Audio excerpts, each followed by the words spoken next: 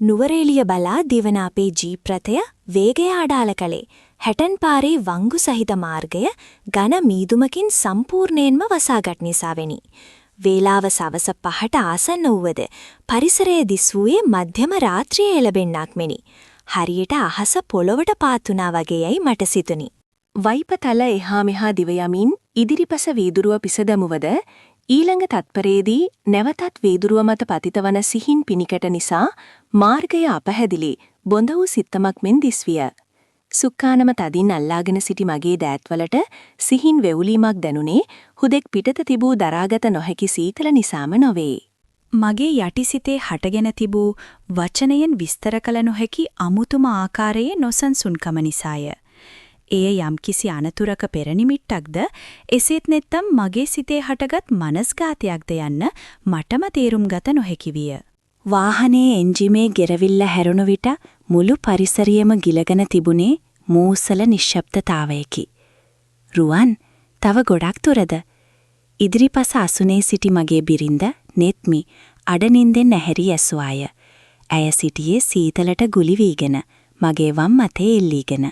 ඇගේ ස්පර්ශය සුපුරුදු පරිදි මට සැනසීමක් ගෙන දිය යුතුවත් අද එය මට දැනුනේ මහා බරක් ලෙසිනි.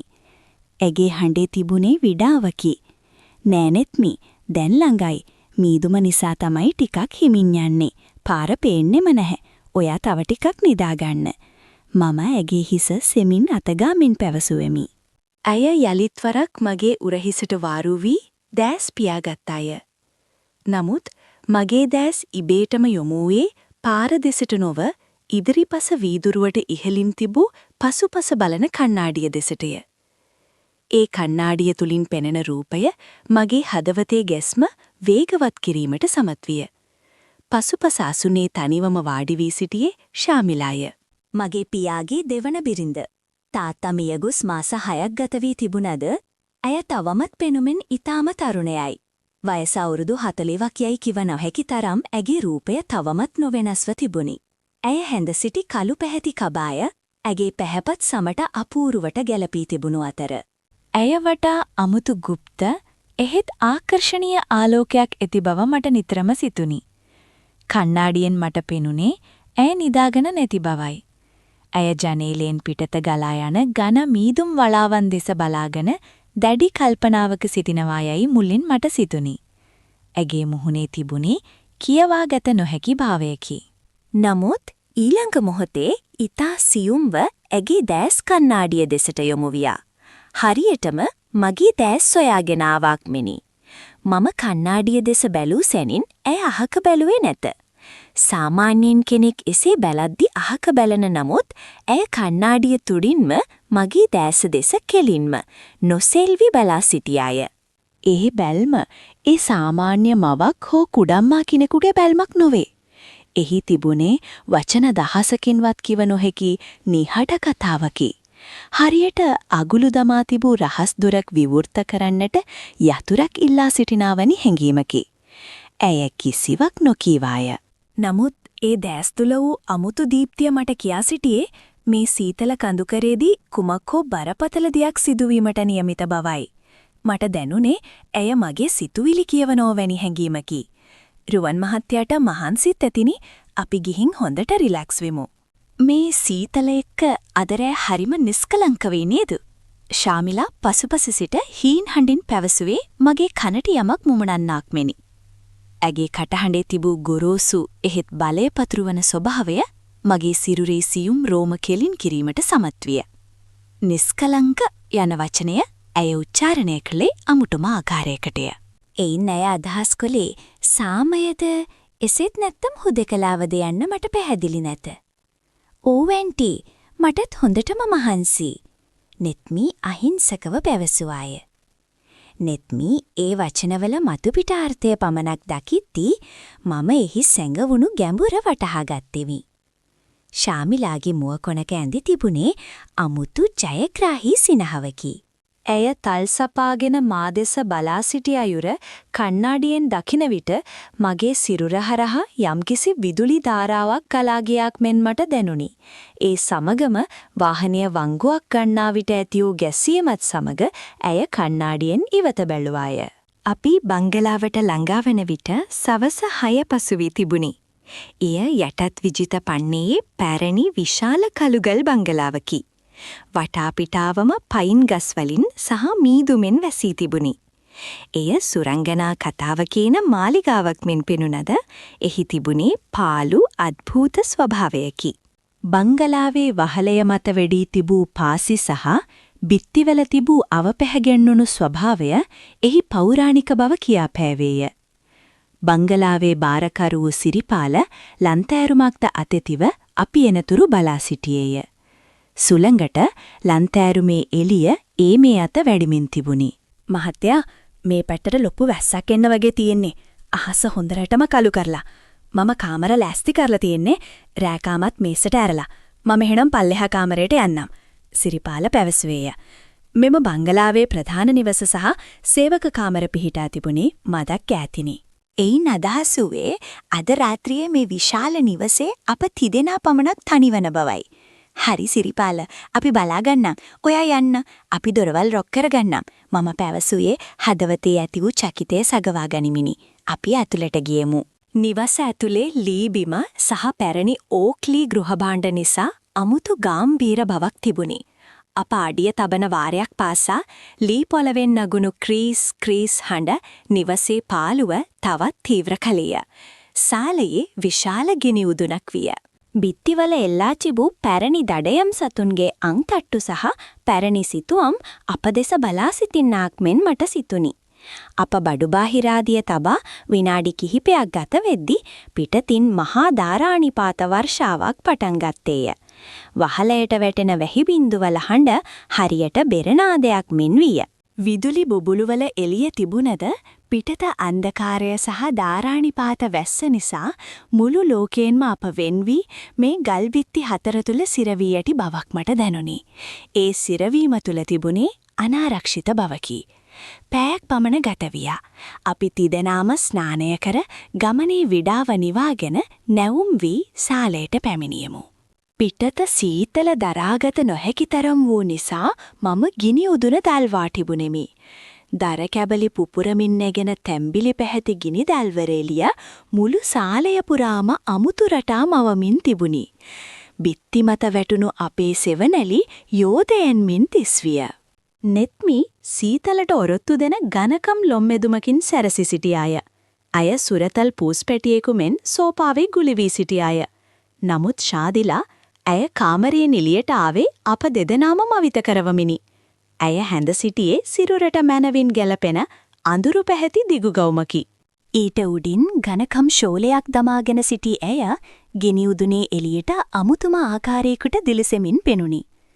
ඇගේ ගෙලවටා තිබූ පළදනාව ගිනි එළිය වැඩි දිලිසෙන විට ඇය පුරාණ ඊජිප්තු රෙජිනක් මෙන් පෙනුනි. මම වයින් බෝතලයක් විවෘත කර වීදුරු 3කට පුරවා ඔවුන්ට දුනිමි. වීදුරු ගැටෙන ජින් හඩ සාලයේ පාළුව මෙකියා. ෂා, මේ සීතලට නියමයි නේද රුවන්? මට නම් දැන් තමයි පණ ආවේ.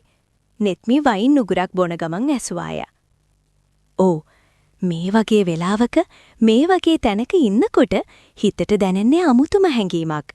හරියට අපි වෙන ලෝකෙක ඉන්නවා වගේ."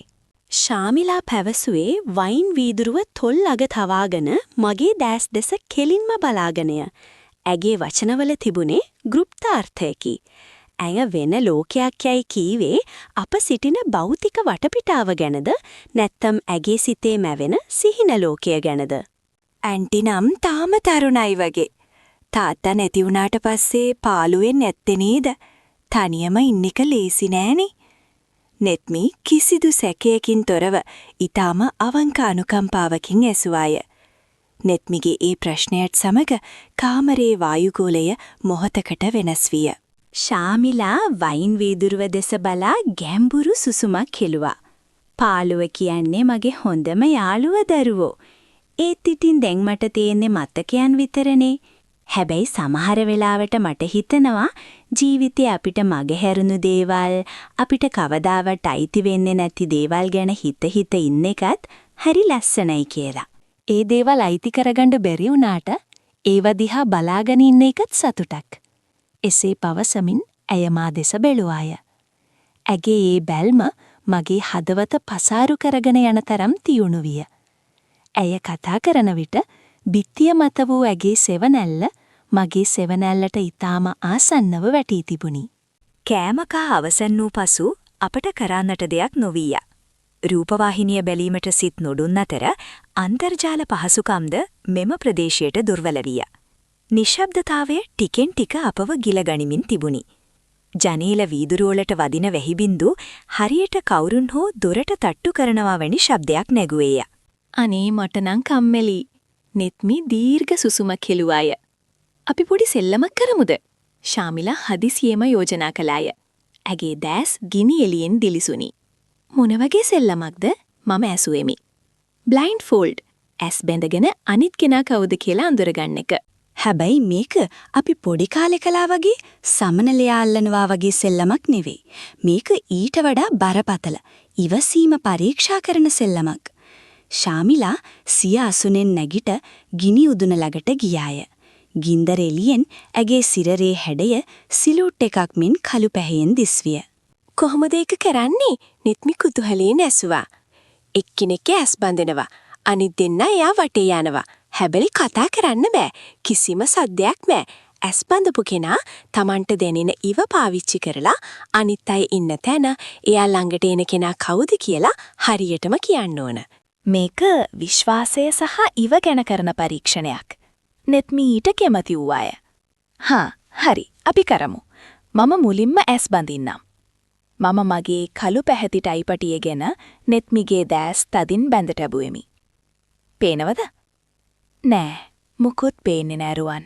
හැම තැනම කළුවරයි. සාලයේ විදුලි බුබුලු දැල්වී තිබුණත් නෙත්මි සිටියේ අන්ධකාරයේය. ශාමිලා මට ඇසින් ඉගි කළේ ශබ්ද නොකරන ලෙසයි.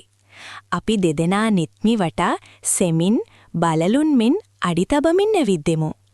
නෙත්මි අද්දිගු කරමින් හිස් අවකාශයේ අපව සොයන්නට වූවාය. මේ අතරතුර ශාමිලා මාසලටම පෙමිණියාය. ඇයි සිටියේ මගේ ඇඟේ ගෑවෙන නොගෑවෙන දුරිනි. නෙත්මි අතපත ගාමින් ඉදිරියට එන විට ශාමිලා මගේ අත තදින් අල්ලාගත්තාය. ඇගේ අතේ තිබූ සීතල ස්වභාවය මගේ අත දුගේ ඉහළට ගමන් කළේය. ඇය මගේ අත අල්ලාගෙන නෙත්මි සිටින දිශාවට මාව තල්ලු කළාය. ඒ මොහොතේ මගේ හදවතේ අමුතුම බියක් ඇතිවියා.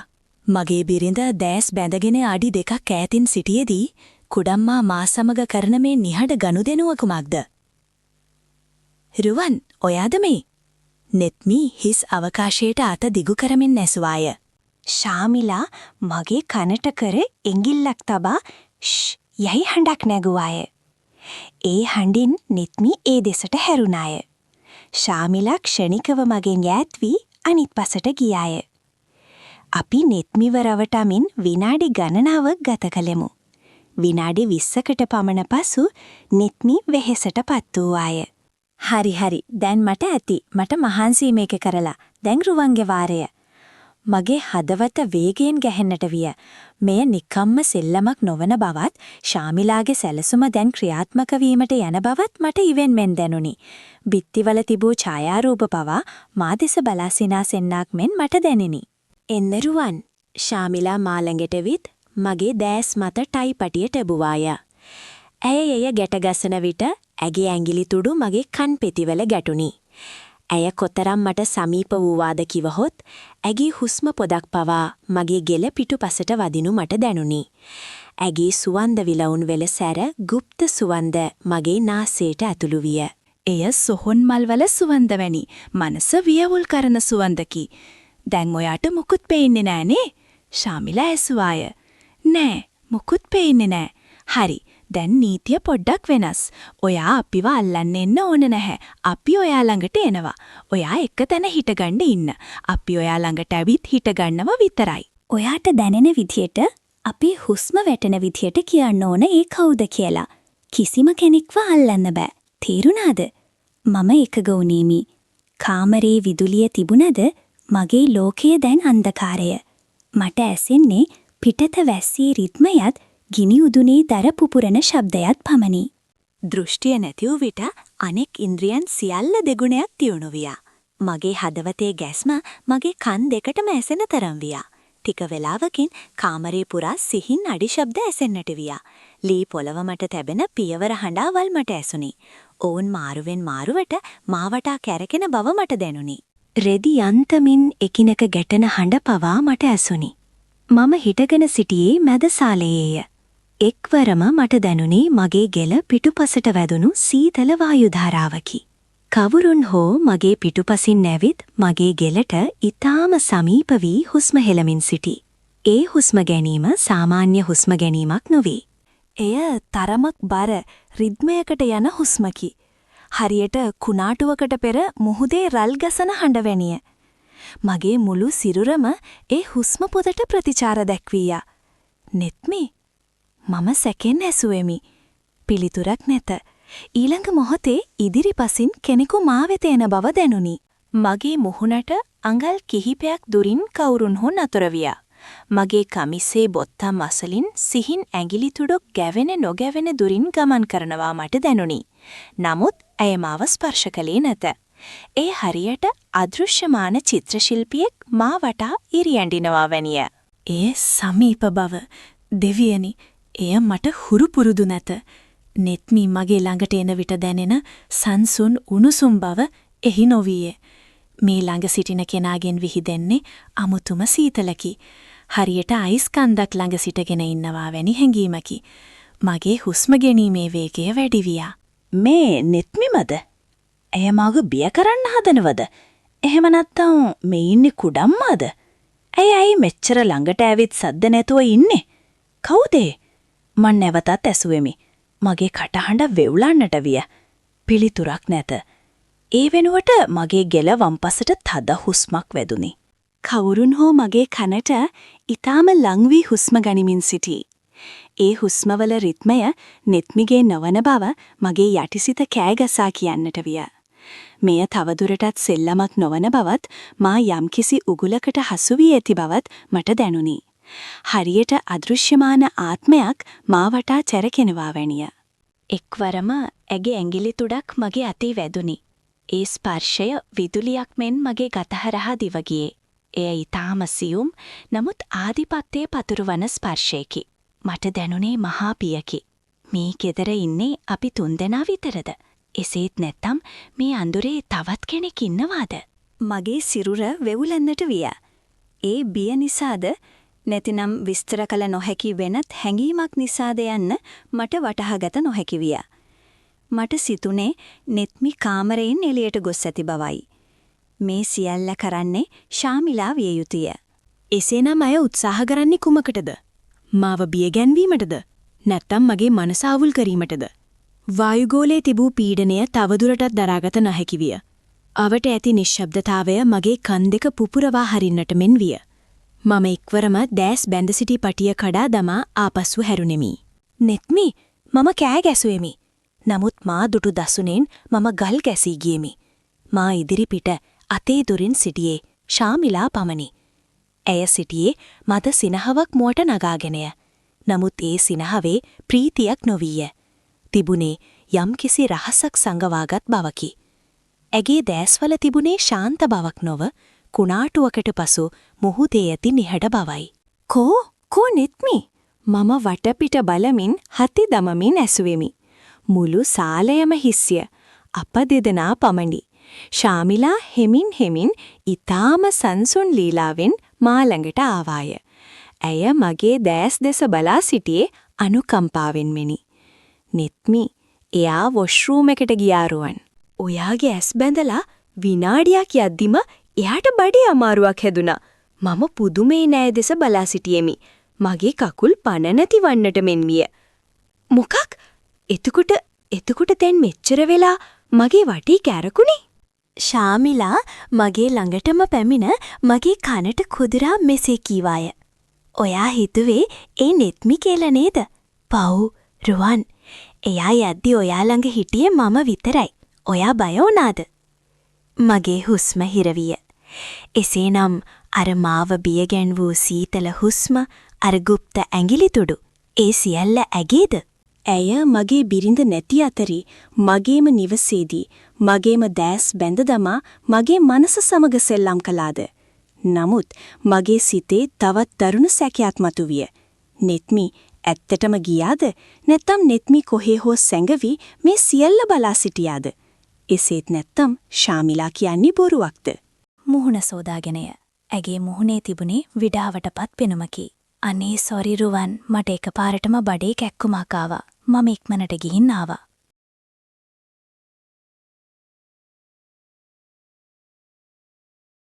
ඔයාලා සෙල්ලම ඉවර කළාද? නෙත්මි කිසිවක් නොදන්නා ලෙස ඇසුවාය. මම නෙත්මි දෙසත් ශාමිලා දෙසත් මාරුවෙන් මාරුවට බැල්ලෙමි. නෙත්මිගේ මුහුණේ කිසිදු ව්‍යාජ බවක් නැත. නමුත් ශාමිලා, ඇය මට ඇහැක් ඉගි කළාය.